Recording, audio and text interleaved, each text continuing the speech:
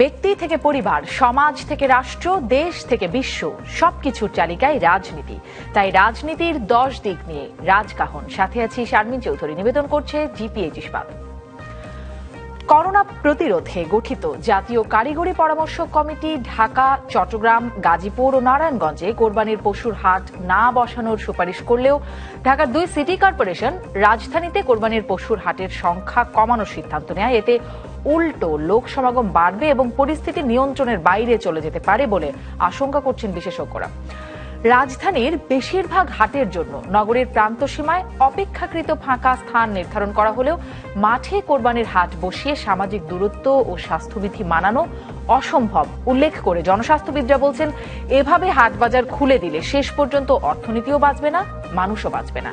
তবে কোরবানির পশুর হাটের সাথে গ্রামীণ অর্থনীতি ও চামড়া শিল্প যুক্ত থাকায় 2 দিক রক্ষা করতে কোরবানির পশু কেনা বেচার জন্য অনলাইন হাট এবং ব্যবস্থাপনার উপর জোর দিচ্ছেন অর্থনীতিবিদরা।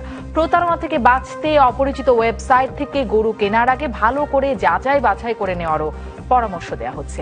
এসব নিয়ে আলোচনায় আজ রাজকাহনে অতিথি হিসেবে আছেন ঢাকা উত্তর সিটি কর্পোরেশনের প্রধান স্বাস্থ্য কর্মকর্তা ব্রিগেডিয়ার জেনারেল মোহাম্মদ মমিনুর রহমান মামুন, আছেন পুলিশের সাবেক অতিরিক্ত মহাপরিদর্শক মোহাম্মদ মুখলেসুর রহমান এবং আছেন আইইডিসিআর এর উপদেষ্টা ডাক্তার মোশতাক হোসেন, আছেন বেঙ্গল মিট এর কোরবানি 2020 প্রজেক্ট লিডার মোহাম্মদ হারেস। স্বাগত আপনাদের 4 জনকেই। আজকে রাজকাহনে শিরোনাম রেখেছি স্বাস্থ্যবিধি মেনে কোরবানি কিভাবে। আমি শুরু করতে চাই ব্রিগেডিয়ার জেনারেল মোহাম্মদ মমিনুর রহমান মামুন, আপনার কাছ থেকে আসলে পুরো বিষয়টার পরিকল্পনাটা কেমন, কোরবানির পরিকল্পনা কেমন, আপনি যদি উত্তর সিটি কর্পোরেশনের প্রেক্ষাপট থেকেই বলেন, কেমন ব্যবস্থাপনা হবে, কিভাবে স্বাস্থ্যবিধি মেনে পুরো পরিকল্পনাটা যদি আমাদেরকে একটু স্পষ্ট করেন। ধন্যবাদ আপনাকে।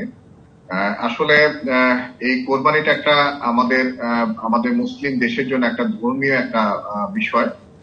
সেই বিষয়টাকে অবশ্যই আমরা বিবেচনায় এনেছি। আরো যেটা বর্তমান পরিস্থিতিতে করোনার পরিস্থিতি যেটা আছে, সেটা জীবন এবং জীবিকা, এই দুটো বিষয় কিন্তু এখন মুখ্য বিষয় হিসাবে সবাই বিবেচনা করছেন। তো এখন যেটা হলো যে আমরা সরকারিভাবে যে সিদ্ধান্তটা পাচ্ছি আমাদের স্থানীয় সরকারের পক্ষ থেকে, স্থানীয় সরকার মন্ত্রণালয়ের পক্ষ থেকে অথবা স্বাস্থ্য মন্ত্রণালয় থেকে যে আমরা নির্দেশনাগুলো পাচ্ছি, আমরা সেইভাবেই চিন্তা করছি যে আমরা হাট ব্যবস্থাপনা করার জন্য। তো এখন যেটা হলো যে আমরা কিছুটা আমাদের বিষয়গুলোকে সংকুচিত করে নিয়ে এসেছি এবং আমরা কিন্তু একটা জিনিস আমরা কিন্তু প্রচারের মাধ্যমে সবাইকে অনলাইনের ব্যাপারে উৎসাহিত করছি এবং অনলাইনে যদি আমাদের কেনাকাটাটা একটু সঠিকভাবে হয় বা করতে পারে, তাহলে সেক্ষেত্রে আমি মনে করি যে আমাদের ঢাকা শহরের বাইরে যে হাটগুলা থাকবে বা আমাদের সিটি কর্পোরেশন একদম প্রান্তিক এরিয়াতে যে হাটগুলা থাকবে, আমি মনে করি যে কিছুটা হয়তো ব্যর্থ হবে, তবে অধিকাংশ ক্ষেত্রেই আমরা স্বাস্থ্যবিধি মানার ব্যাপারে আমাদের প্রচেষ্টা থাকবে এবং আমরা চেষ্টা করব সেই প্রচেষ্টার মাধ্যমেই এটাকে নিশ্চিত করার জন্য। আমরা এইভাবেই এখনো পর্যন্ত পরিকল্পনা আছি। তারপরে যদি সরকারি নির্দেশনা আমরা যেভাবে পাই, আমরা সেভাবে সিটি কর্পোরেশন কাজ করব। নিশ্চয়ই, কিন্তু আরেকটা বিষয় একটু জিজ্ঞাসা করে আমি পরে মোহাম্মদ মুখলেসুর রহমানের কাছে যাব। আপনি একটু বলবেন জনাব মামুন, যে স্বরাষ্ট্র মন্ত্রণালয় যে বলছে রাজধানীতে পশুর হাট বসতে দেয়া হবে না, সেই নির্দেশনার সাথে কিভাবে আপনারা সেটি কি পরিপালন করবেন না? না, অবশ্যই আমরা সেটা করব। এই জন্য কিন্তু আমাদের দেখেন একটা যেটা উত্তর সিটি কর্পোরেশন একটা স্থায়ী হাট আছে যেটা গাবতলী, সেটাকে আমরা যেহেতু রাখছি, পাশাপাশি আমরা কিন্তু মূল ঢাকার বাইরে যেমন কাওলা, মইনারটেক, বৃন্দাবন, ভাটারা এবং ডুমনি, এই সমস্ত এলাকায় কিন্তু আমরা করার চেষ্টা করছি, যে জায়গাগুলো একটু খালি এবং যে জায়গাগুলো ঘনবসতি কম। তো এটাও কিন্তু আমাদের পরিকল্পনার মধ্যেই আছে। তারপরে যদি স্বরাষ্ট্র মন্ত্রণালয় থেকে এগুলো ব্যাপারেও যদি নিষেধাজ্ঞা থাকে, অবশ্যই আমরা সেটা পালন করব। আমরা সরকারি নির্দেশনা বাইরে উত্তর সিটি কর্পোরেশন কোনোভাবেই কোনো কিছু করতে যাবে না, এটা আমি আপনাদেরকে নিশ্চিত করতে পারি। জি, আমি জনাব মোহাম্মদ মুখলেসুর রহমান, আপনার অভিজ্ঞতা থেকে একটু জানতে চাই আসলে বাস্তবায়নটা কেমন ভাবে হবে। কারণ যদি আমরা গত ঈদ উল ফিতরের কথা বলি, তখন আমরা প্রশাসনকে বলতে শুনেছি খুবই কড়াকড়ির কথা, কোনোভাবেই রাজধানী থেকে কেউ বেরোতে পারবে না, কেউ রাজধানীতে ঢুকতে পারবে না, স্থানান্তর করা যাবে না। কিন্তু পরবর্তীতে বাধ্য হয়েই একরকম সব ছেড়ে দিতে হলো এবং আমাদের মোবাইল অপারেটরদের সংগঠন অ্যামটপ বলল 6 কোটি মানুষ তাদের হিসেবে স্থানান্তর করেছে, গ্রাম থেকে শহরে, শহর থেকে গ্রামে যাওয়া আসা করেছে। এই বাস্তবতা দেখে কি মনে হয় এবারে যখন কোরবানির হাট, যেটি একটি ধর্মীয় আনুষ্ঠানিকতাই বটে, তখন সেইটি সেটির বাস্তবায়ন কি ঠিক নির্দেশনা মোতাবেক, পরিকল্পনা মোতাবেক করা সম্ভব হবে? একটু বিষয় যে আমাদের কনসিডারেশনে রাখা দরকার প্রথমে, যে এই এই ঈদ ফেস্টিভ্যাল যেটা আমাদের, এটা আমাদের সাধারণ জনগোষ্ঠী এক ধরনের বাধ্যবাধকতা বলে মনে করে এবং ধর্মীয় একটা পরিমণ্ডল বিধিনিষেধের মধ্যে তারা থাকার চেষ্টা করে। তো সেই ক্ষেত্রে কোরবানি দেওয়াটা যাদের উপরে ফরজ হয়ে আছে তারাও এটা চিন্তা করবেন, যাদের উপরে ফরজ নয় তারাও কোনো না কোনো ভাবে এটার সাথে সম্পর্কিত হবেন। কিন্তু আমরা যেটা দেখেছি ঈদুল ফিতরের পরিস্থিতি কিন্তু আজকে এই 2.5 মাস পরে ঈদুল আজহায় কিন্তু সেটা নেই। আমরা ইতিমধ্যে সমস্ত কিছুই স্বাভাবিকতার দিকে চলে এসেছি। অর্থনৈতিক কর্মকাণ্ড চালু করে দেওয়া হয়েছে, সকল দোকানপাট খুলে গিয়েছে, যা কিছু সাধারণ স্বাভাবিক জীবনযাত্রার সবকিছুই কিন্তু আমরা এখন দেখতে পাচ্ছি। আপনি যদি বাইরে বেরোন তাহলে দেখবেন যে সমস্ত কিছুই স্বাভাবিকভাবে চলছে এবং কিছু মানুষ যারা সচেতন অবস্থায় আছেন, যারা নিজেদেরকে রেস্ট্রেইন করে ঘরের ভিতরে আবদ্ধ রাখতে চাচ্ছেন, তারাই শুধুমাত্র ঘরের মধ্যে আছেন।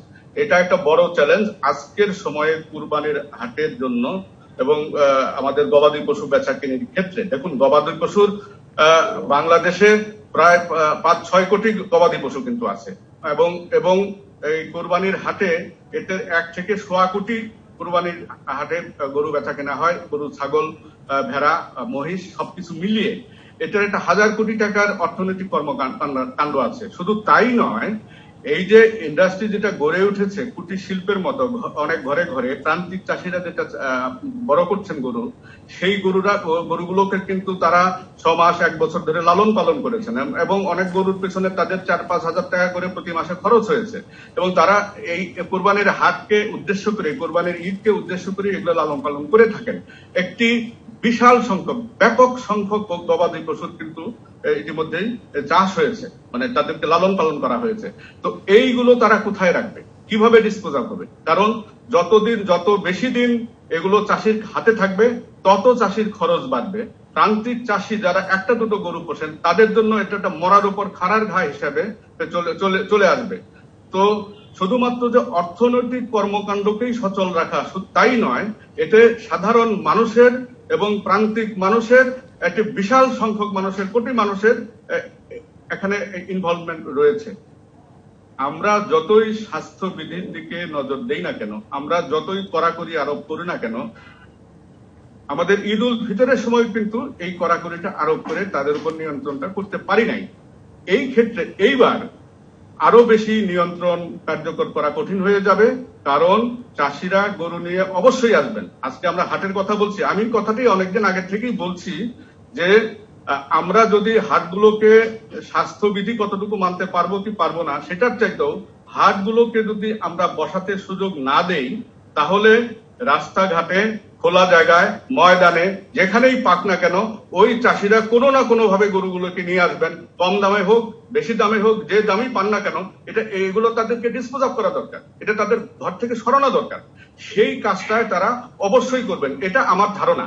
যে আমরা যদি যতই স্বাস্থ্যবিধির কথা বলি না কেন, যতই দূরত্ব মেনটেন করার কথা বলি না কেন, সাধারণ মানুষ যারা গরু বিক্রি করবেন তাদের টাকাটা অনেক বেশি, তারা কিন্তু কোনো না কোনো ভাবে গরু নিয়ে আসবেন। শহরের ভিতর যদি না নিয়ে আসতে পারেন, শহরের বাইরে কিছু রাখার চেষ্টা করবেন এবং ফলশ্রুতিতে যেটা হবে, যেটা বাস্তবতা, যেটা সমালোচনা করে হয়তো আমরা অনেক কিছু বলতে পারি, কিন্তু বাস্তবতা যেটা হলো যে মানুষ সেখানে যাবে, কোরবানি যারা দেবেন অনেকেই হয়তো সচেতন ভাবে থেকে কোরবানিটা হয়তো দেবেন না, কিছু সংখ্যক মানুষ কিনবেন, কিছু সংখ্যক মানুষের অর্থনৈতিক কর্মকাণ্ড শিথিল হয়েছে, ক্রয় ক্ষমতা কমেছে, তারা হয়তো কোরবানিগুলো দেবেন না, কিন্তু মানুষের ধর্মীয় অনুভূতি থেকে হাট বাজারে যাবেন এবং গরু কিনবেন বলে আমার দৃঢ় ধারণা। জনাব মুখলেসুর রহমান, এই যদি হয় বাস্তবতা, মানে জীবিকার স্বার্থে এটি করতে হবে এবং করলে এরকম ঠিক সচেতন হওয়া অনেক ক্ষেত্রেই যাবে না বলে আপনার যে ধারণা, সেখান থেকে ডাক্তার মোশতাক হোসেন আপনার কাছ থেকে জানতে চাই যে তাহলে এরকম যে একটা বাস্তবতা, সেটা তো মোটামুটি আমাদের সবারই কম বেশি জানা, কি অবস্থা হতে যাচ্ছে? কারণ এখন তো আমরা বলছি, স্বাস্থ্য অধিদপ্তরও বলছি যে আমরা নাকি পিক অতিক্রম করছি, সামনে কমতে পারতো, এরকম একটা আশাও আমরা করছি। সেখানে এখন এই বাস্তবতায় যদি আমরা পড়তে যাই, কি হবে তাহলে, আমাদের কি হতে যাচ্ছে, আর মানা কি সম্ভবও কিনা কোনোভাবে, সেখানেও যদি আপনার একটা মন্তব্য থাকে। দেখুন, একটা খুব গুরুত্বপূর্ণ একটা সময় আমরা আছি। আহ, এখানে একটা শৈথিল্যর ভাব আছে জনসাধারণ থেকে শুরু করে আমরা এবং আমাদের উপরে যারা আছেন, যে বাংলাদেশে তো তেমন মৃত্যু হার নেই, কাজে সবকিছু খুলে দেওয়া না কেন, তারা অপেক্ষা করছেন বাংলাদেশে এটা মার্কিন যুক্তরাষ্ট্র নিউ ইয়র্কের মতো একটা মানে একটা বিশাল ক্ষয়ক্ষতি হলে তখন আমরা একটা স্বাস্থ্যবিধিতে যাব। এটা আমাদের তো দরকার বিবেচনা করা কোনটা অত্যাবশ্যক কোনটা অত্যাবশ্যকীয় নয়। আমি আপনাদের গণমাধ্যমের মধ্য দিয়ে বারবার বলার চেষ্টা করেছি, যারা ধর্মীয় আলেম ওলামা আছেন, ইসলামিক ফাউন্ডেশন আছেন, তারা কেন এই বিষয়ে বলছেন না যে এবারের মহামারীতে প্রাণী কোরবানি কি দেওয়া এতই ফরজ, এতই এর বিকল্প কি কোনো কিছু নেই? আমরা কোরবানি তো দিব আমাদের নিজেদের সম্পদ, নিজেদের প্রিয় জিনিস, সেটা কি প্রাণী কোরবানি বা না দিলেই নয়? হ্যাঁ, এখানে একটা অর্থনৈতিক বিশাল বিষয় আছে। যারা বকলেস ঠিকই বলেছেন যে অনেক প্রান্তিক চাষি আছেন যারা সারা বছর তাদের গবাদি পশু পালন করে কোরবানির উপলক্ষে। সেখানে কি সরকারের পক্ষ থেকে স্থানীয় সরকার কর্তৃপক্ষ কি সেগুলো কিনে নিতে পারতেন না? যে যারা এই সমস্ত সেগুলো তারা যদি কিনে নিতেন এবং কোরবানিটা যদি একটা কেন্দ্রীয় ব্যবস্থাপনা হতো, যেভাবে সৌদি আরবে হয়, হজের সময় যারা কোরবানি দেন তারা কোন প্রাণী কোরবানি দেওয়া হলো চোখেও দেখেন না, তারা সেই টাকাটা দিয়ে দেয় এজেন্সি, তাদের দায়িত্ব কোরবানি করে তারা সেই মাংসটা সৌদি আরব বা সারা বিশ্বের মুসলিম দেশে যারা প্রান্তিক মানুষদের মধ্যে বিলি করেন। কিন্তু ডাক্তার মোশতাক, একটু যদি আপনার সাথে শুধু একটু মাঝখানে বলি যে এই অবস্থায় যে আপনি বলছিলেন কোরবানির আনুষ্ঠানিকতার বিষয়ে, মোহাম্মদপুর তাজ জামে মসজিদের খতিব তিনি কিন্তু স্বরাষ্ট্র মন্ত্রণালয়ে একটা আইনি নোটিশ পাঠানো হয়েছে ওই মসজিদের পক্ষ থেকে, যে রাজধানীতে কোরবানির পশুর হাট বসানোর দাবিতে। বলছেন এটি ধর্মীয় আনুষ্ঠানিকতা, এই মানে এই যুক্তিতে কোরবানির পশুর হাট বসানোর দাবি করছেন এবং আইনি নোটিশ পাঠাচ্ছেন। দেখুন, ধর্মীয় বিষয়ে আমি মন্তব্য করার লোক নয়, আমি করব না। এ বিষয়ে আলেম ওলামা সাহেবদের যারা আছেন এবং ইসলামিক ফাউন্ডেশনের পরিষ্কার বলা উচিত। বাংলাদেশ কি একমাত্র মুসলিম দেশ যেখানে আপনার রাস্তাঘাটে প্রাণীর রক্ত বইয়ে দিতে হবে কোরবানি করে মুসলমান সে ধর্মীয় পালন করতে হবে? আমি বেশি কথা বলতে চাই না। এক্ষেত্রে দায়িত্বজ্ঞানহীন আচরণ করার পরে যদি আমাদের বাংলাদেশে কোনো মহামারী জনিত বিপর্যয় ঘটে, শেষ বিচারে সরকারকে দায়ী করা হবে যে তারা কেন এটা করলেন না। কাজেই আমি মনে করি এখনো সময় আছে, আমাদের এখানে মৃত্যু হারটা কম, এটা আমাদের জন্য একটা সুযোগ যে আমরা যেন বাংলাদেশে হঠাৎ করে সংক্রমণের বিস্ফোরণটা না ঘটে চীনের উহানের মতো বা ইটালি লোম্বার্ডির মতো বা মার্কিন যুক্তরাষ্ট্র নিউ ইয়র্ক শহরের মতো। আমরা যদি সজ্ঞানে সচেতন ভাবে স্বাস্থ্যবিধি এড়িয়ে চলি, নিজেকে আত্মতৃপ্ত ভাবি, তাহলে কিন্তু আমরা আমাদের প্রজন্ম আমাদের ক্ষমা করবে না যে আমাদের এত নলেজ থাকার পরেও, কীট কৌশলগত যোগাযোগ থাকার পরেও, সারা বিশ্বের সাথে যোগাযোগ থাকার পরে, বিশেষ করে মুসলিম দেশগুলোর সাথে যোগাযোগ, আমি জানি না অন্যান্য মুসলিম দেশে এইভাবে আগের মতো যেটা গত বছরে কোরবানি করার সেইভাবে তারা কোরবানি করার মতো অ্যালাউ করেছে কিনা। বাংলাদেশে তো আমরা এমনিতেই স্বাস্থ্যবিধি মানি না, করোনা হোক বা না হোক, কোরবানি দেওয়ার সময় আমরা সব ধর্মের নামে দোহাই দিয়ে এটা করছি। আর এবার তো খুবই গুরুত্বপূর্ণ অবস্থা, খুবই জটিল অবস্থা, খুবই বিপজ্জনক অবস্থা। ডাক্তার মোশতাক হোসেন, আবারও আসবো আপনার কাছে, মানে এর একটা এই বিষয়েও একটা পরামর্শ নিশ্চয়ই চাইবো যে এমন যখন বাস্তবতা, এই বাস্তবতার মধ্য দিয়ে যখন চলতে হবে তখনও একটা বিকল্প কোনো ভাবনা আছে কিনা। মোহাম্মদ হারেস, আপনার কাছে জানতে চাই, আপনারা বিকল্প একটা প্ল্যাটফর্ম, অনলাইন প্ল্যাটফর্মে যেটিকে উৎসাহিত করা হচ্ছে এই সময়, এর আগে থেকেই চলছে, এখন উৎসাহিত করা হচ্ছে ডিজিটাল প্ল্যাটফর্মে পশু কেনা বেচা, আসলে এই প্রক্রিয়াটাও কি আমাদেরকে আরেকটু অভ্যস্ত করার জন্য আপনি একটু বলবেন যে আসলে কি রকম ব্যবস্থাপনা আছে অনলাইনে পশু কেনা বেচার? ধন্যবাদ আপনাকে। আমরা আসলে বেঙ্গল মিট যেটা এই অনলাইন প্ল্যাটফর্মে কুরবানির গরু বিক্রির বিষয়টাকে নিয়ে যদি বলি, বেঙ্গল মিট কিন্তু এটা 2016 সাল থেকে করে আসছে। এটা শুধুমাত্র যে করোনার কারণে এখন একটা নতুন চিন্তা ভাবনা, এটা আসলে অনেক র্যাপিডলি এখন বলা হচ্ছে, কিন্তু বেঙ্গল মিট কিন্তু এটা 2016 সাল থেকে করে আসছে। মানুষকে স্বাস্থ্যকর উপায়ে কুরবানির গরু কিভাবে হাতে পৌঁছে দেওয়া যায়, শুধুমাত্র গরু না, এবং কুরবানি করে মানুষকে কিভাবে মাংসটা পৌঁছে দেওয়া যায় হালাল উপায়ে এবং একেবারে হাইজিন ফ্যাক্টর ম্যানেজ করে ফুড গ্রেডেড প্যাকেজিং এর মাধ্যমে মানুষের দোরগোড়ায় কিভাবে এই সার্ভিসটা দেওয়া যায়, সেই নিয়ে কাজ করছে 2016 সাল থেকে। তো 2016, 17, 18, 19 এই 4 বছর কাজ করার পর 2020-এ এসে আমরা একটা মহামারীর সিচুয়েশনে এসে পড়লাম, যেটা প্যান্ডেমিক সিচুয়েশন, এই কোভিড-19 এর কারণে। এই সময় এসে এখন এই জিনিসটাকে অনেক বেশি আলোচনা হচ্ছে যে কিভাবে আমরা কুরবানির হাটেও স্বাস্থ্যবিধি মেনে চলতে পারি, অথবা কুরবানির ট্র্যাডিশনাল হাটের বিকল্প হিসেবে অনলাইনকে কিভাবে দাঁড় করাতে পারি। আমরা কিন্তু যদি জনসাধারণের সচেতনতার কথা বলেন বা জনসাধারণের চাহিদার কথা বলেন, সে প্রেক্ষিতে আমরা বলতে পারি আমরা আমাদের অনলাইন প্ল্যাটফর্মটা লঞ্চ করার 2 দিনের মধ্যে আমাদের প্রায় 90% কুরবানির গরু সেল হয়ে গেল। তার মানে কি যে মানুষ কিন্তু আসলে এই প্ল্যাটফর্মটাকে বেছে নিচ্ছে এই সিচুয়েশনটার উপর বেস করে, মানুষ এটাকে চাচ্ছে, এরকম একটা সিচুয়েশন তৈরি হয়েছে এখন।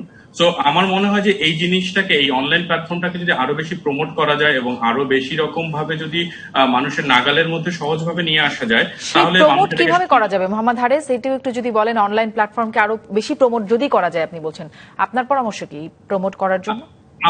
আমরা শুধুমাত্র এখানে দেখেন যে আমি যেটা বললাম যে 2016 সাল থেকে বেঙ্গল মিট এটা করে আসছে বিধায় এই বছর আমাদের একটা ধারণা ছিল যে এরকম একটি চাহিদা বাড়তে পারে, সুতরাং আমরা 1 মাস আগেই আমরা এরকম একটা প্রিপারেশন নিয়েছিলাম। কিন্তু এখনো কিন্তু আমরা দেখতে পাচ্ছি যে এখন এটা নিয়ে কথা হচ্ছে যে আমরা অনলাইনে যাব কিভাবে, কে কে যাচ্ছে, বা এখন ইন্ডিভিজুয়ালি বিক্ষিপ্ত ভাবে হচ্ছে অনেকটা, যদিও সরকারিভাবে কিছুটা উদ্যোগ এসেছে আমি যতটুকু জানি। কিন্তু এই জিনিসটাকে নিয়ে যদি আরো একটা প্রি প্ল্যানিং থাকতো, যে আমরা রোজার মাস থেকে যদি আমরা শিক্ষা নিতাম, রোজার ঈদ থেকে যদি আমরা একটু আরেকটু অর্গানাইজড হয়ে আরেকটু ইন্টারেক্টিভ হয়ে যদি এই জিনিসটাকে নিয়ে কাজ করতাম, তাহলে আমার মনে হয় এই জিনিসটাকে নিয়ে আরো সুন্দরভাবে পরিকল্পনা হবে। আমি একটা বিরতিতে যাই মোহাম্মদ হারেস, আর একটা প্রশ্ন আপনার কাছে আমি বিরতির পরে একটু জানতে চাইবো যে এই একটা আস্থার সংকটও মানুষের মধ্যে আছে। অনেকে বলছেন অনলাইনে পশু দেখে পছন্দ হচ্ছে না, দামের সাথে মিলছে না, মানে সার্বিকভাবেই জানতে চাইছি পুরো অনলাইন প্রক্রিয়াটার কথায়। সেই বিষয়টাও যদি আপনি আমাদেরকে একটু বিরতির পরে এসে বলেন। একটা বিরতির পরে ফিরছি রাজকাহনে। ফিরে এলাম জিপিএইচ ইস্পাত নিবেদিত রাজকাহনে। যেই প্রশ্নটি করছিলাম মোহাম্মদ হারেস, সেটি যদি আরেকবার একটু আপনার কাছে করি, যে অনলাইনে পশুর ছবি দেখছেন এবং অনেকেই মন্তব্য করছেন সামাজিক যোগাযোগ মাধ্যমে যে মানে তাদের পছন্দ ঠিক দামের সাথে তাদের পছন্দ মিলছে না এবং তারা বলছেন হাটে গিয়ে কিনবো, এরকম মন্তব্য আসছে। এই প্রসঙ্গে কি বলবেন? আসলে কি দামের বিষয়টা সেরকম খুব বেশি রাখা হচ্ছে, এরকম কি? এখানে একটা বিষয় বলে রাখা প্রয়োজন, সেটা হচ্ছে যে প্রথমে আমাদেরকে চিন্তা করতে হবে যে আমি অনলাইনে যে প্রোডাক্টটা পারচেস করতে যাচ্ছি সেটা কি এবং সেটার ভ্যালুয়েশনটা কি। আমার এটার পিছনে যদি আমি কুরবানির গরুর কথা বলি, এখানে সর্বপ্রথম বিষয়টা কাজ করে, এখানে একটা ধর্মীয় অনুভূতি কাজ করছে। হ্যাঁ, এবং আমাদের সবসময় একটা অভ্যাস থাকে যে আমরা হাটে গিয়ে দেখে কেনার যে বিষয়টা, হ্যাঁ, কিন্তু অনলাইনে কিন্তু দেখে কেনার সেই অপশনটা থাকছে না, শুধুমাত্র ছবি দেখে বিষয়টা নিয়ে সিদ্ধান্ত গ্রহণ করতে হচ্ছে। তো এই ক্ষেত্রটায় হ্যাঁ একটা দ্বিধাদ্বন্দ্ব কাজ করতে পারে, কিন্তু এটা কিন্তু অনেক বড় একটা সিদ্ধান্ত যে আপনি 50,000, 1 লাখ, 1.5 লাখ টাকা দামের কুরবানির গরু আপনি না দেখে কিনে ফেলছেন। এখানে আস্থার একটা বড় বিষয় থাকার একটা প্রশ্নটা আসাটা স্বাভাবিক। কিন্তু আপনি যদি আপনার অবস্থানটাকে সেভাবে প্রতিষ্ঠিত করতে পারেন যে আপনি যেটা বলছেন এবং যে অনুযায়ী কাজ করছেন, সেটা সেই যা বলছেন, যা দেখাচ্ছেন, সেই অনুযায়ী আপনি আপনার প্রোডাক্ট বা কুরবানির গরু গ্রাহককে আপনি পৌঁছে দিতে পারছেন, সংকটটা অনেকখানতেই কমে আসবে। আমার যেটা মনে হয় যে বেঙ্গল মিটের ক্ষেত্রে আমি যদি বলি, আমরা যেটা করে এসেছি, প্রত্যেকটা গরুর আমরা ডিফারেন্ট অ্যাঙ্গেল থেকে ছবি দিয়েছি। আমরা কমপক্ষে 4টা করে ছবি দিয়েছি, যে সামনে, পিছনে এবং বোথ সাইডের ছবি। আমরা ছোট একটি ভিডিও ক্লিপ রেখেছি।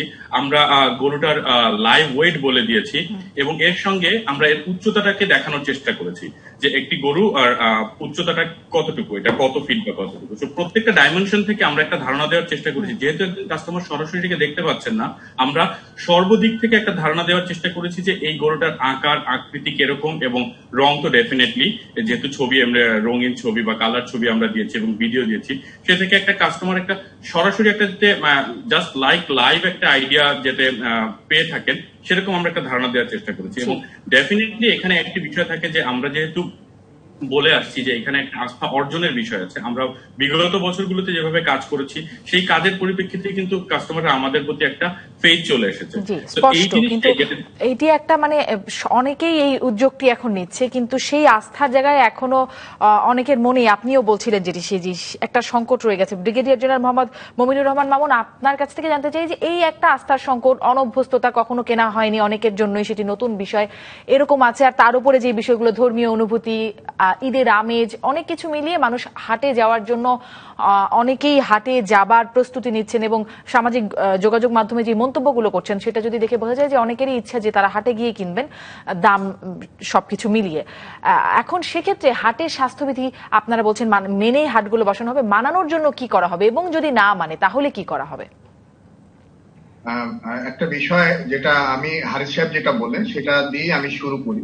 যে আসলে আমাদের বিকল্প যে ব্যবস্থাটা আমরা বলছি, যেটা হলো যে অনলাইনের ব্যবস্থাটা, এখানে আমাদের একটা বড় আস্থার অভাব যদি থাকে, সেই আস্থার অভাবটা আমাদেরকে দূর করতে হবে। আমরা যদি অনলাইনে উৎসাহিত করছি, কিন্তু আমরা যদি আমাদের দেশবাসীকে যদি আস্থার জায়গাটা যদি আমরা নিশ্চিত না করতে পারি, তাহলে আমি মনে করি যে এই চাপটা সবসময় গরু কোরবানি, গরুর হাটের উপর থাকবে।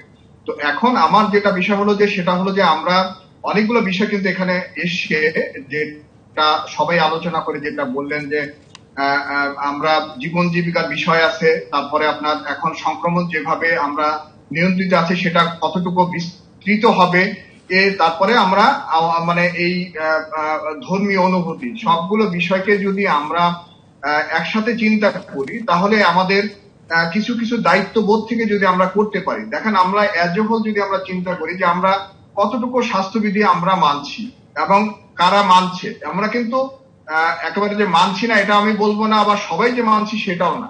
তো সেখানে কিন্তু অবশ্যই আমরা সবাইকে আমরা অনুরোধ করি যে স্বাস্থ্যবিধি মানে অধিকাংশই মানছেন, এবং এই সচেতনতা কিন্তু বাই সিস্টেম আমাদের মধ্যে চলে আসছে। এখন অনেকের ধারণা আছে যতক্ষণ পর্যন্ত নিজে কোভিড আক্রান্ত না হচ্ছে ততক্ষণ পর্যন্ত কোভিড আক্রান্ত নিয়ে তার মধ্যে একটা সংশয় থেকেই যাচ্ছে।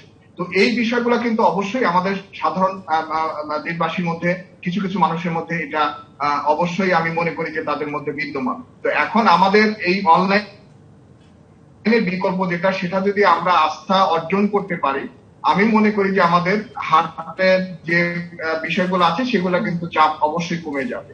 আবার এদিকে আমাদের সংক্রমণ ঠেকানোর জন্য আমাদেরকে অবশ্যই হাটের স্বাস্থ্যবিধিটা নিশ্চিত করার জন্য, জি, আমি আসলে এই জায়গাটাই প্রশ্ন করছিলাম যে নিশ্চিত করতে হবে, সেটির জন্য আসলে না যদি মানা হয় সেখানে কি করবেন? যেমন উত্তরের মেয়র বলছেন হাটে ম্যাজিস্ট্রেট মনিটরিং থাকবে।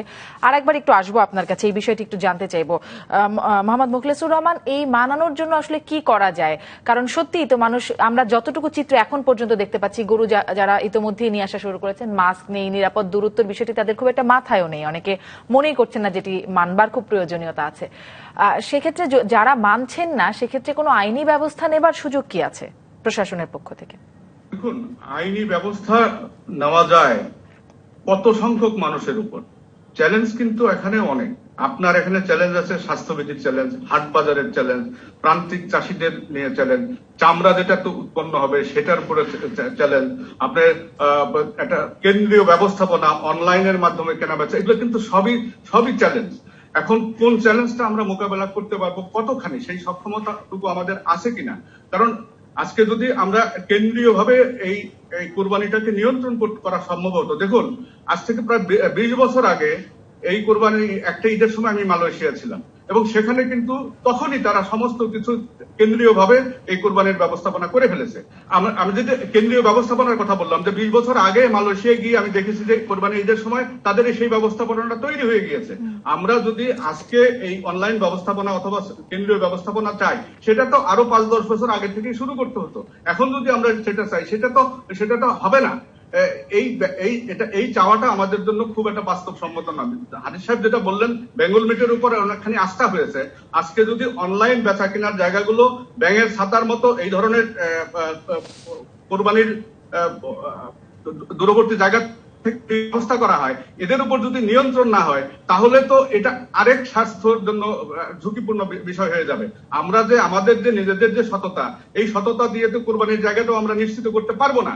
কাজেই এটা একটা অনেক বড় ব্যাপার। এই বড় ব্যাপারটা হয়তো এইবারের যে ধাক্কাটা আসলো সেটার উপর শিক্ষা নিয়ে আমরা হয়তো ভবিষ্যতে সেটা করতে পারবো, কিন্তু এইবারের জন্য এটা কোনো মতেই সম্ভব নয়। জি, এটি আমরা দেখলাম যে ডাক্তার মোশতাক হোসেন, আপনার কাছে একটু জানতে চাই যে পরামর্শক কমিটিও বলছে যে এবারে পশুর হাট বসানোর জন্য তারা বারণ করছে, তারা পরামর্শ দিচ্ছে যেন না বসানো হয়, কিন্তু এই যে এইবারে করা সম্ভব না, জনাব মুখলেসুর রহমান যেটি বলছেন, বিকল্প কি করা যেতে পারে সেটি কি আগে থেকেই পরামর্শক কমিটি বলেছে যে যেহেতু কোরবানি আসছে, বাংলাদেশের বাস্তবতা এরকম, এই অবস্থায় মানুষ কোরবানি দেবে, মানে হাট বসালে তার একটা রিস্ক বা ঝুঁকি এরকম আছে, সেজন্য আমরা এরকম পরামর্শ, এরকম কি কোনো পরামর্শ ছিল যে বিকল্প কি করা যাবে? না, বিকল্প তো বলা যায় ঢাকা, চট্টগ্রাম, গাজীপুর এবং নারায়ণগঞ্জ, এই 4টা শহরে সংক্রমণ সবচাইতে বেশি ঘনীভূত। কাজে এখানে হাটটা না করানোটা হচ্ছে বিকল্প। এখানে এর হাটের এই সিটি কর্পোরেশন এলাকার বাইরে হাট করার জন্য বলা হয়েছে, সেখানেও স্বাস্থ্যবিধি মেনে, যেখানে একজনের কাছ থেকে আরেকজনের দূরত্ব মেনটেন করা এবং কেনাকাটার সেখানে কতগুলো নির্দিষ্ট কথা বলা হয়েছে। এখন যদি মহামারীর সময়ে স্বাস্থ্য বিভাগের কথা যদি শোনা না হয়, যে কোনো কারণেই হোক না, তাহলে স্বাস্থ্য বিভাগকে কনভিন্স করতে হবে। কিন্তু সরকারেরই একটি অংশ একটা কথা বলছে, আরেক অংশ আরেক কথা বলছে। এই সুযোগে তো মহামারী শুধু নয়, এই সুযোগে দুর্নীতিবাজরা এবং যারা এগুলো বন্ডুল করতে চায় তাদের তো সুযোগ হয়ে যাচ্ছে। আমরা দেখেছি স্বাস্থ্য বিভাগের কি অবস্থা। স্বাস্থ্য বিভাগের একটা অংশের সাথে একটা অংশের সমন্বয় নিয়ে একটা জায়গায় কথা বলছে, তার মধ্য দিয়ে সাহেবদের জায়গা হয়ে গেছে। আজকে কোরবানি নিয়ে যদি আমরা এভাবে স্বাস্থ্য বিভাগের কথা অন্যরা না শুনি, মহামারীর সময় স্বাস্থ্য বিভাগের কথাটা তো সরকারের কথা হওয়া উচিত। এক্ষেত্রে অন্যান্য কোনো অজুহাত সেখানে হওয়া উচিত নয়। এখানে আমার তো মনে হয় ধর্মীয় অনুভূতির চাইতে একটা কায়েমি স্বার্থবাদী গ্রুপ আছে, যারা কোরবানিকে কেন্দ্র করে, হাটকে কেন্দ্র করে, যারা নিয়ম বহির্ভূত ভাবে তাদের কামাই রুচি হয়, যেটা হওয়া উচিত নয়, তাদের চাপটা একটু বেশি। সেই বিষয়টা স্বরাষ্ট্র মন্ত্রণালয়ের দেখা উচিত। স্বাস্থ্যবিধি মান্য করতে গিয়ে এই সমস্ত ভেস্টেড গ্রুপের কাছে নথি স্বীকার করলে কি পরিণতি হয় স্বাস্থ্য বিভাগে আমরা দেখছি, তার দুই একটি উদাহরণ, সেই উদাহরণ অসংখ্য আছে। এক্ষেত্রে আমাদের স্বাস্থ্যবিধি যদি মেনে না চলি, মহামারী নিয়ন্ত্রণহীন অবস্থায় চলে যাবে। এখনো কিন্তু আমাদের যে 4 মাসে যে মৃত্যুর সংখ্যা, এই মৃত্যুর সংখ্যা 1 মাসে হলে আমাদের কি অবস্থা হতো? 4 মাসে আমাদের যে যতগুলো রোগীর সংখ্যা হলো, সেই রোগী যদি 1 মাসে হতো, কি অবস্থা হতো? আমরা এখানে এই অবস্থা যদি মেনটেন করতে না পারি, আমাদের ভবিষ্যতে এর চেয়ে অনেক বড় বিপর্যয়। একটা বিরতিতে যাই, তার মানে জীবন যদি খুব ঝুঁকিতে পড়ে যায়, তাহলে জীবিকা দিয়ে কতটুকু আগানো যাবে, এরকম একটা প্রশ্ন মনে হয় থেকে যাচ্ছে। ফিরছি রাজকাহনে একটা বিরতির পর।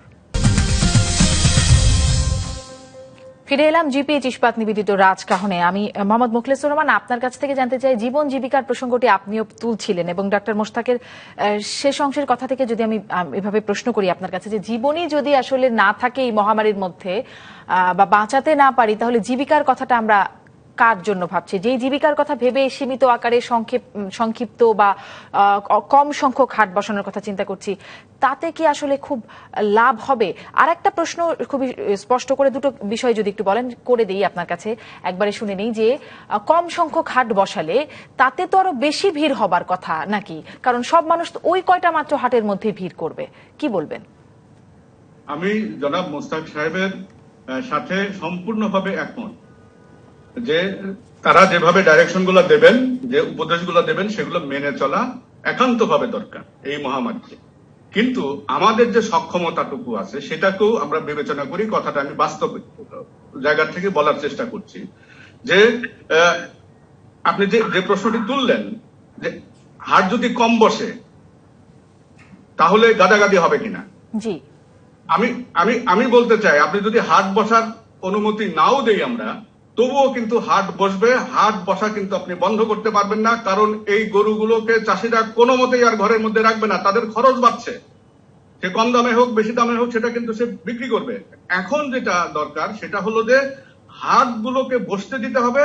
কম সংখ্যক হাট যদিও বসে, তবে সেখানে যেভাবে স্বাস্থ্যবিধি মানার কথা, যদিও সেটা আমরা মানাতে পারি নাই, একটা ব্যাপক জনগোষ্ঠী স্বাস্থ্যবিধিটা মানছে না, তারপরেও আমাদের যতটুকু সামর্থ্য আছে সেই সামর্থ্যটুকু দিয়ে সেই হাট বাজার গুলোতে স্বাস্থ্যবিধি মানার একটি ব্যবস্থা আমাদেরকে অবশ্যই করতে হবে। তা না হলে এটা একটা বিপর্যয়কর অবস্থার দিকে যাবে।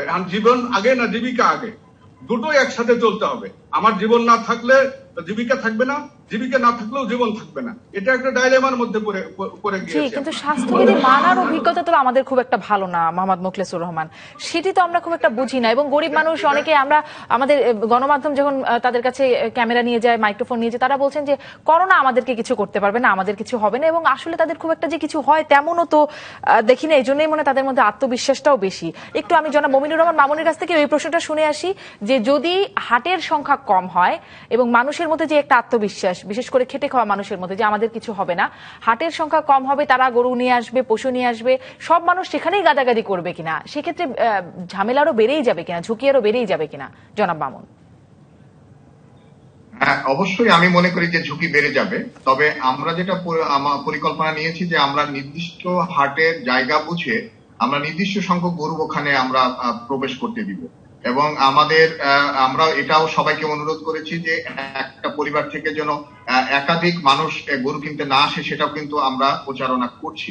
এখন এই বিষয়গুলো সবগুলোই কিন্তু আমি মনে করি যে আমার ব্যক্তিগত সচেতনতাটাই কিন্তু আমার মুখ্য বিষয় এখানে। এখন আমি অনলাইনে কিনবো না আমি হাটে যেয়ে কিনবো, এখন ধর্মীয় অনুভূতির আমরা কথা যেটা বলি, সেখানে কিন্তু কোরবানির যেটা মোস্তাক ভাই বলেছেন যে কোরবানি আমাকে দেখতেই হবে বা আমাকে মানে কিনেই করতে হবে, এমন কিন্তু কোনো বিষয় নাই। যদি আমরা ওটাতে বিশ্বাস করি তাহলে আমার কোরবানিটা আমার অনলাইনেও কিনতে পারি, আমি সেখানে টাকার কিন্তু প্রশ্নটা আসছে না। জনাব মামুন, আরেকটা প্রশ্ন একটু মাঝখান থেকে করি, যদি আপনি অনুমতি দেন, যে আলেম ওলামাদেরকে কি আপনারা এর সাথে সম্পৃক্ত করবার চেষ্টা করেছেন কিনা, তাদের কাছ থেকে কোনো বক্তব্য দেওয়ানোর মানে পাওয়ার চেষ্টা করেছেন কিনা? সরি, আমি বুঝতে পারিনি। আপনি যেহেতু আপনি বলছিলেন জনাব মামুন যে ধর্মীয় অনুভূতির একটা বা ধর্মীয় আনুষ্ঠানিকতার বিষয় আছে, আলেম ওলামাদের কাছ থেকে যাদের কথা আমরা শুনতে চাই বা ধর্মীয় বিষয়ে যাদের কাছ থেকে দিক নির্দেশনা চাই, তাদের কাছ থেকে কোনো পরামর্শ, কোনো বক্তব্য আপনারা এনেছেন কিনা, যে আহ্বান আপনারা এইভাবে করুন, এভাবে করলে ঝুঁকি কম, ধর্মীয় আনুষ্ঠানিকতাটাও পূরণ হয়, এরকমটা? না, এখন বিষয়টা হলো যে এগুলো কিন্তু আপনার সরকারি পর্যায়ে করতে হবে। সরকারি পর্যায়ে সিদ্ধান্ত যদি হয়, সিটি কর্পোরেশন সেটাকে পালন করবে। এখন সরকারিভাবে যে সিদ্ধান্তগুলো আসছে আমরা কিন্তু সেইভাবেই কাজ করছি। এখন আমাদেরকে যদি বলা হয় যে হাট বসবে আমরা বসাবো, আর যদি বলে যে বসবে না তাহলে আমরা বসাবো না, কিন্তু হাট যদি বসে সেখানে আমরা কতটুকু আমাদের মনিটরিং টিম বা আইন শৃঙ্খলা রক্ষা বাহিনী বা আমাদের যে ব্যবস্থাপনা আছে সেটা আমরা কতটুকু সক্ষমতার সাথে আমরা শেষ করতে পারি সেটা দেখার বিষয়। তো সেখানে কিন্তু আমরা আমাদের অবশ্যই আমাদের চেষ্টা থাকবে। আমরা ইতিমধ্যে আমরা করোনার এই বিস্তৃতি ঠেকানোর জন্য আমরা অনেকভাবেই কাজ করছি, এবং এখানেও যেহেতু মানে যাতে কোনো অরাজকতা বা বিস্তৃতি না হয় সে ব্যাপারে অবশ্যই আমাদের দায়িত্ববোধ নিয়ে আমরা কাজ করব, এবং সিটি কর্পোরেশন সবসময় এই কমিটমেন্টে থাকে যে তাদের উপর অর্পিত দায়িত্ব তারা সঠিকভাবে পালন করা। নিশ্চয়ই মোহাম্মদ মামুন, কিন্তু এই যে অর্পিত দায়িত্ব আপনাদের উপর, ততটুকু আপনারা পালন করবেন, কিন্তু এই পুরো বিষয়টার সমন্বয় ডক্টর মুশতাক হোসেন, আপনি যদি একটু বলেন যে পুরো বিষয়টা সমন্বয়ের দায়িত্বটা কারো কি আছে কিনা, মানে কার তাহলে এই পুরো বিষয়টা সমন্বয় কে করবে? যে যদি আসলে আলেম ওলামাদের দিয়ে, আপনিও বলছিলেন যে ধর্মীয় বিষয়ে যদি একটা আহ্বান জানানো যেত, এভাবে করা হোক, ঝুঁকিটা বোঝানো যেত, এই বিষয়ের সমন্বয়ের কি একটা প্রয়োজনীয়তা ছিল না বা এখনো কি আছে কিনা, সেটা কি করা সম্ভব কিনা? নিশ্চয়ই, মাননীয় স্বাস্থ্যমন্ত্রীর নেতৃত্বে একটা ন্যাশনাল অ্যাডভাইজারি কমিটি আছে, সেখানে সকল মন্ত্রণালয়ের সচিব মহোদয়রা আছেন রেগুলার সদস্য হিসাবে, এবং আমন্ত্রণ জানিয়ে অন্যান্য মন্ত্রণালয়ের মন্ত্রী মহোদয়দেরকে সেখানে নিয়ে আলোচনা করা যায়। এ বিষয়ে স্বাস্থ্যমন্ত্রী যদি উদ্যোগী হন তাহলে আন্তঃমন্ত্রণালয়ের সভা করে সেটা একটা নীতিগত সিদ্ধান্ত হওয়া, তারপরে যেগুলো টেকনিক্যাল কমিটি আছে ডিজি মহোদয়ের এবং সচিব মহোদয়ের নেতৃত্বে, তারা সেগুলো বাস্তবায়ন করতে পারেন। কাজেই এই একটা বডি তো আছেই, আর তো সবার উপরে মাননীয় প্রধানমন্ত্রী আছেন। মাননীয় প্রধানমন্ত্রী তো জরুরি কোনো পরিস্থিতিতে নিশ্চয়ই পরামর্শ করতে পারেন, এবং তিনি পরামর্শ করেন মাঝে মাঝে।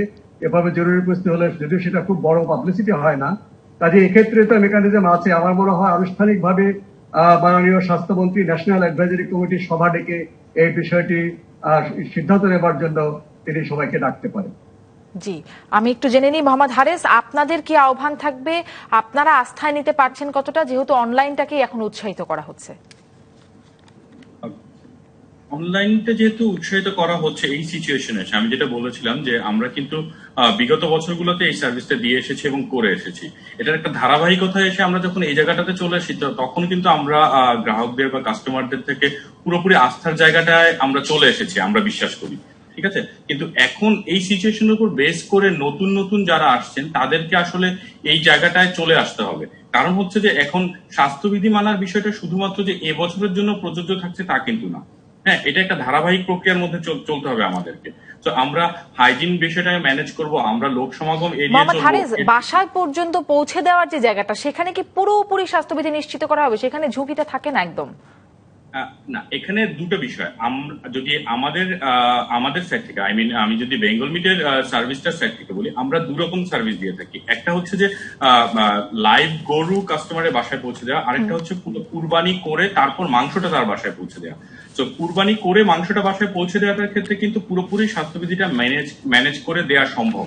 এখানে যেহেতু জীবন্ত কোনো গরুর ডেলিভারি হচ্ছে না, প্রোডাক্ট ডেলিভারিটা হচ্ছে, এই প্রোডাক্টটা প্রসেসিং হচ্ছে একটি ইন্টারন্যাশনাল স্ট্যান্ডার্ড অ্যাবেটারে আইএসও হ্যাসব সার্টিফাইড স্ট্যান্ডার্ড মেনটেন করে হালাল সার্টিফিকেশন আমাদের আছে, প্রপার ইসলামিক ফাউন্ডেশনের গাইডলাইন অনুযায়ী হালাল ভাবে কুরবানি করে তারপর বাসায় পৌঁছে দেওয়া হচ্ছে। তো এখানে যে হ্যান্ড গ্লাভস এর বিষয়, মাস্কের ব্যবহারের কথা, হেয়ারনেট ব্যবহারের কথা, এটা এখন যেহেতু করোনার কারণে আসছে, আমরা কিন্তু সেটা সিন্স আমাদের স্টার্ট অফ অপারেশন 2006 থেকে আমরা এটা করে আসছি। তো এটা আমাদের পক্ষে পসিবল, কিন্তু এখন হঠাৎ করে কেউ এসে সেটা কতটুকু ম্যানেজ করতে পারবে, এটা একটা বড় প্রশ্ন। জি নিশ্চয়ই, হঠাৎ করে পুরো সমন্বয়টার বিষয়ে আমি জিজ্ঞাসা করছিলাম এর আগের অংশেও। অনেক ধন্যবাদ মোহাম্মদ হারেস, অনেক ধন্যবাদ ডাক্তার মোশতাক হোসেন, মোহাম্মদ মুখলেসুর রহমান এবং ব্রিগেডিয়ার জেনারেল মোহাম্মদ মমিনুর রহমান মামুন। আপনাদের চারজনকেই আজকের মতো বিদায় নিচ্ছি জিপিএইচ ইস্পাত নিবেদিত রাজকাহন থেকে।